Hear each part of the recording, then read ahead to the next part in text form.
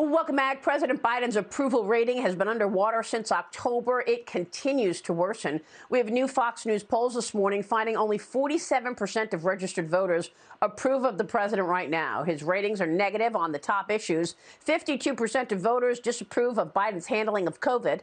Another 54% disapprove of his foreign policy. 58% disapprove of his handling of the economy, and a whopping 59% disapprove of his job on border security, which, of course, is non-existent. Joining me right now is Matthew Foldi from the Washington Free Beacon. Matthew, it's great to see you. Thanks for joining us. Your take on bad policy creating bad outcomes and causing Americans to lose faith in this leadership. Well, good morning, Maria. And we see here that President Biden's approval ratings are falling faster than the stock market right now. And the administration's solution is to tell people that they should grab a margarita if the supply chain will allow it, and go kickboxing if the gym is even allowed to be open right now. So it's no surprise to see that on everything ranging from immigration, economy, education, COVID, border security, to his foreign policy that makes Neville Chamberlain look like a strong and resolute leader, that Americans are souring on him. And I think that this is really just the beginning of a continued downward spiral for him heading into the midterms this November. Yeah. I mean, that was really, what a comment from Jen Psaki saying, you know, go home, have a margarita, go kickboxing, and then come back Monday being ready to fight. That's what they're focused on, fighting on voting rights, Matthew. I mean, Joe Biden continues to talk about his voting bills. I think they're dead in the water at this point, thanks to the Republicans and two Democrats.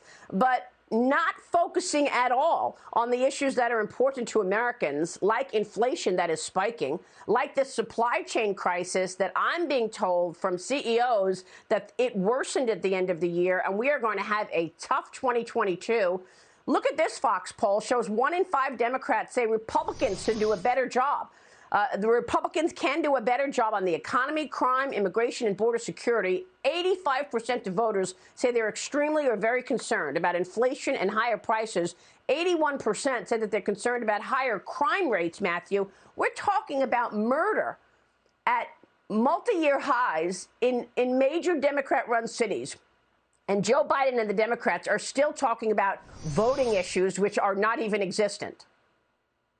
Joe Biden would rather abolish voter ID, even though he doesn't have the votes to do that, than do anything to keep Americans safe in the face of a crime wave that Democrats are incapable of talking about because they're incapable of solving. So you're exactly right that his priorities are completely out of whack. They would rather continue making every Democrat walk the plank to vote for bills that we know won't happen because of bipartisan opposition, then they would rather than solve anything like passing a CHIPS Act that would help address the supply chain crisis, which we were told by this administration was only due to Christmas shopping.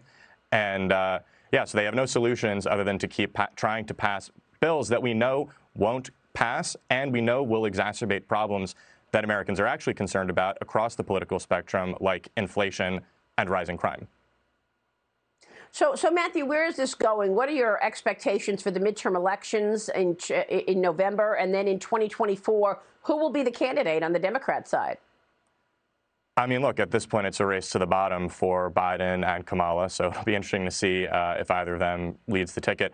But I think that this is, heading towards the expected red tsunami this November. And I think that Biden's approval rating actually has a long way to drop among Democrats as well, because you'll see moderate Democrats across the country see that the administration's priorities are completely out of sync with the problems facing Americans.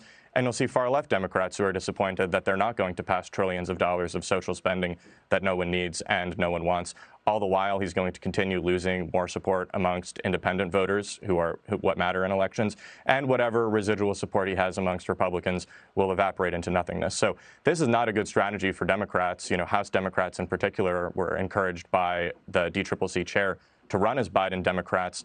But I expect that we'll see, as Biden's approval rating, as Fox polling and elsewhere shows, he's going to be a dead weight for Democrats running for office around the country. So at some point, we'll probably try and see Democrats try and make some break from the administration. But they've already walked the plank for his most unpopular position. So I don't know how they'll be able to separate themselves from his very unpopular agenda.